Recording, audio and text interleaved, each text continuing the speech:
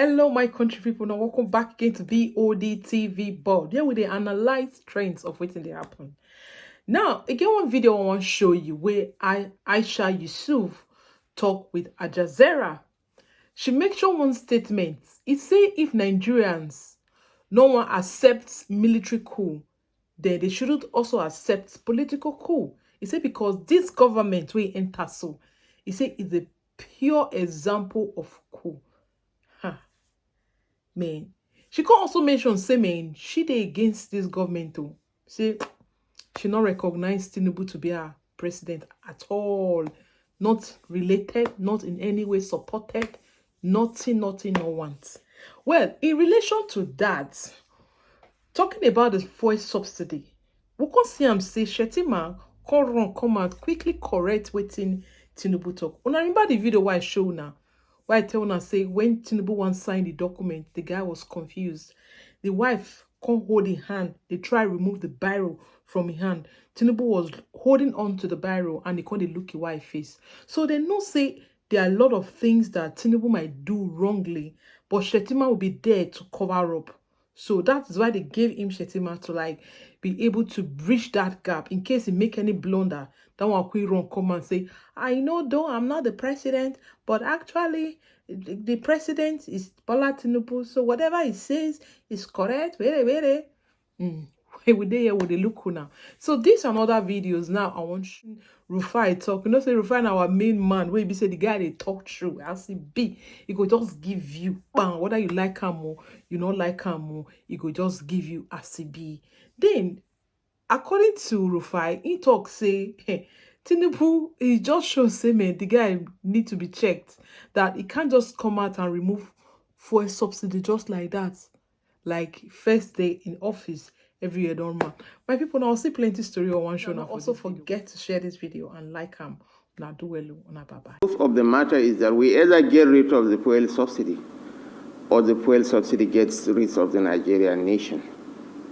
In 2022, we spent $10 billion subsidizing the ostentatious lifestyle of the upper class of the society, because you and I benefit 90% from the oil subsidy. The poor 40% of Nigerians benefit very little from the fuel subsidy. And we know the consequences of unveiling a masquerade. We'll get payouts opposition from those benefiting from the oil scam. Since the provision of the 6 trillion in 2022 and the 3.7 trillion in 2023, we have not received no payment whatsoever from the Federation. That means they are unable to pay, and we continue to support the subsidy from the cash flow of the NNPC.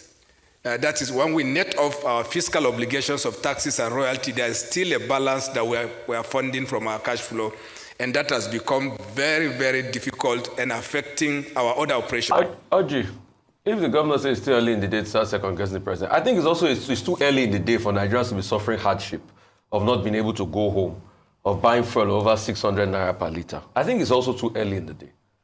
Let's call a spade with our argument. There's nobody that don't want fuel subsidies to go. I want it to go. Everybody wants it to go. We're sick and tired. I'm sick and tired of being in countries like Cote d'Ivoire and I'm seeing Nigerian tankers taking our fuel that we subsidize here to go sell for cheap over there. Benin Republic and the likes. I'm sick and tired. But if you want to do it, you have to plan it. It is the plan that was not put in place that caused all of this. Plans like now, afterwards, you are just meeting Labour now. Joe Ajaero said he will, some representative of the federal government will have to talk to him soon. I think there's a meeting scheduled. Plan not put in ground is what the oil marketers are taking and running with as we speak. We all want it to go, but you still need to put the palliative. At first now, Ayo, we don't even know how they are going to spend the palliative. We're not even agreeing on that. The $800 million that is waiting. Are we going to be giving people 5,000, which I think is a bad idea?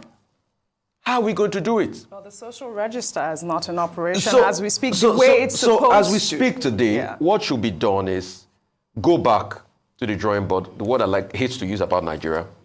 Look at how you're going to put your plan in place. Probably if you can phase, and when I keep talking about phase, I'm talking about a month or two to alert people. But some people will argue that, oh, we've been having phases for a while. But we all know that all of those phase removal was not done with political will.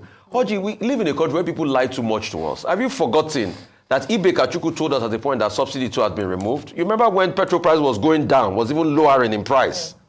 All right. But we see all of this as we speak today. So what we should do is go back to the drawing board, try as much as possible to ameliorate this, because you're going to have inflationary tendencies and some other fallout effect and all of that. We say in a hurry that, oh yes, capitalist instructions of the market must take place. But we forget that we live in a country where people are largely very poor. Yes. I am for subsidy removal, but the way we went about it was wrong. Can we look inwards, set a target timeline for it, and pull it off, because we need to pull it off. Kayode, I know you want to say something. My position is very clear. I agree with Rufai to some extent, but again, I'm not agreeing with him on some of the points he's making. My point is this: Nigerian Midstream and Downstream Petroleum Regulatory Authority, they should be out there and making sure that they regulate.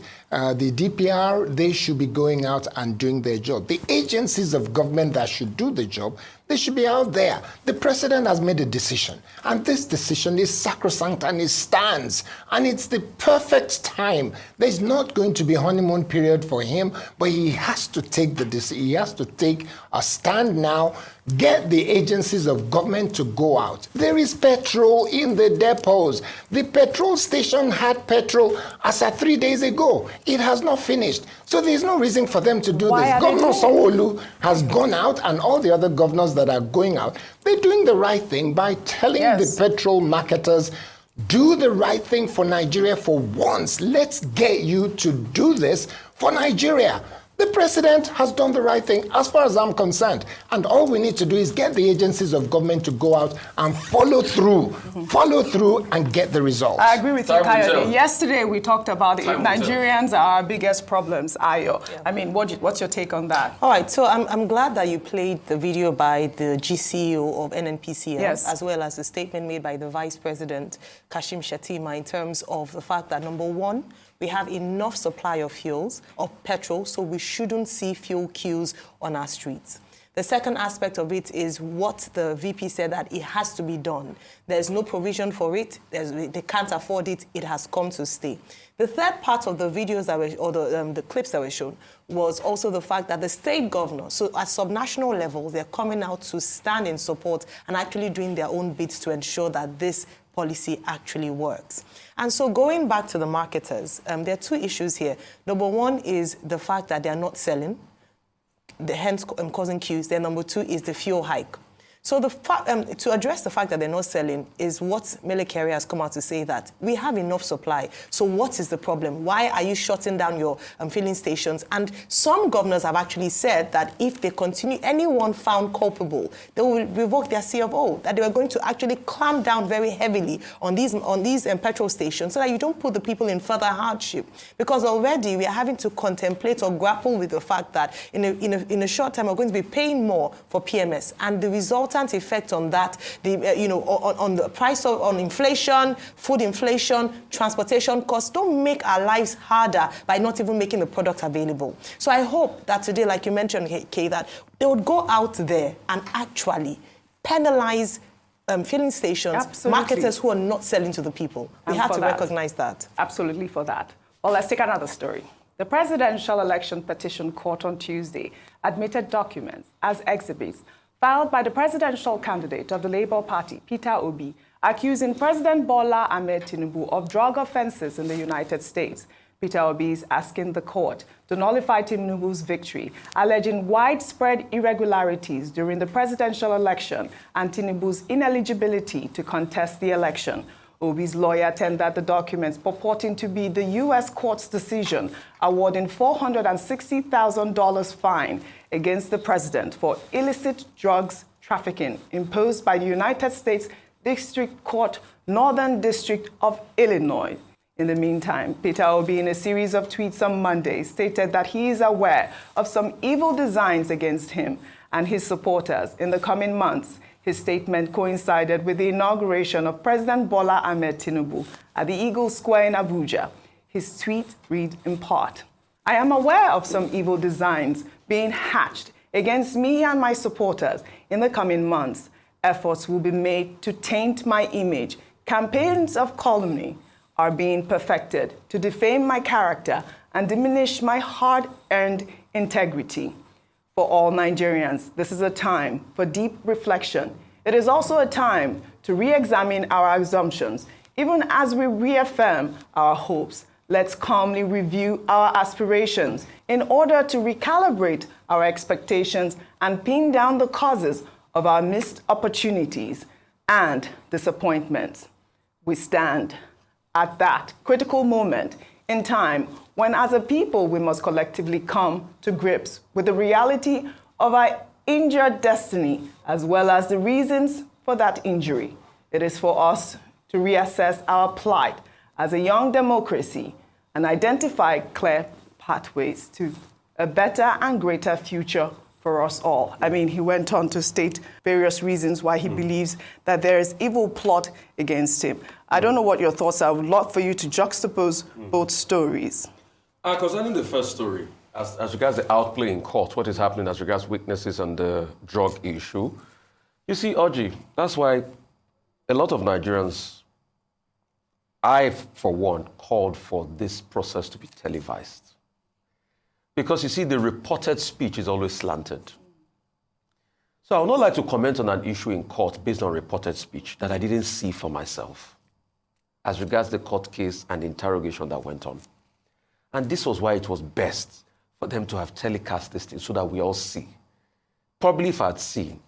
Because I don't want to base my assumption based on a slanted reportage of a journalist in the courtroom, which has its own slant. Well, it's really just that they tendered the documents. That's really the report there. I just was talking about the fact that, you know, he made those statements on Inauguration Day, as well as the fact that, you know, they had just tendered really basically within 24 hours I know. President Muhammad. No, they have tendered the documents. Tinubu. The court process will go on. Right. But I just use that to call for something we have all hitherto called for. Absolutely, I get that Again, point, you know, because a lot of reportage will come out, which might not necessarily be the truth reportage. And that's why it's best for us to see it ourselves and make up our mind.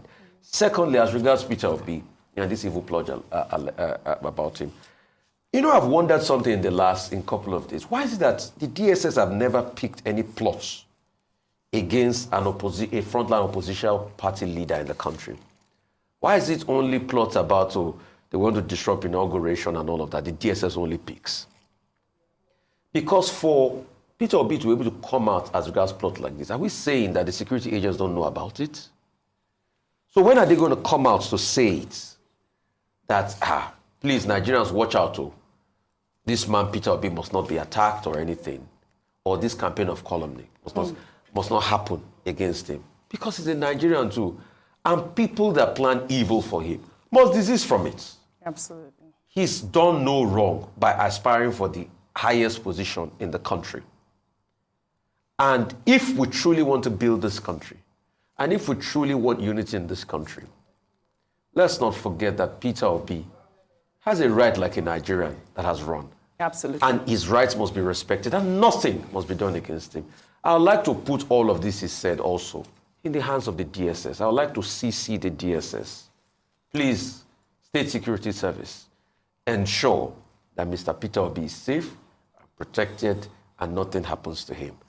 The withdrawal from senatorial election of Senator Kassim, which was signed and filed with INEC on the 15th of July 2022, and the acceptance of his nomination, which was also filed and served with INEC on the 14th of July. So that documents are before the court. He accepted from what we have seen to be vice presidential candidate on the 14th of July 2022, while still a senatorial candidate for Bruno Central constituency. The Labour Party says INEC is now releasing some of the documents it had earlier requested. The one they gave to us, Exhibit P, A1 to 4, are from them, but there are still other relevant documents. As you heard my leader earlier in court, we have issued them what we call subpoena for them to produce. because they are all public documents. You are entitled to it, I'm entitled to it, everybody is entitled to it upon payment. So they should give us, and they shouldn't hide it. I expect them not to do so, because if they hide them, you will ask questions, why? Okay, I told them we have unexpected developments. Unexpected developments at our secretariat. That is where we take off from. And related to illness. And I can't give you the full details of the illness. That is significant enough for me to ask for an adjournment. You understand what I mean? Yes. That will be here tomorrow. We have about 19 days left. The agreement has been assigned. Would this be a setback? I don't want to tell you how long I've been doing this job. I took that into consideration before asking for the adjournment. Never mind. The days we have, we will conclude our case. We'll present the petitioner's story to your satisfaction. Thank you. This is BODTV Board. In case the first time you come here, please don't forget to subscribe and hit that notification bell for more uploads.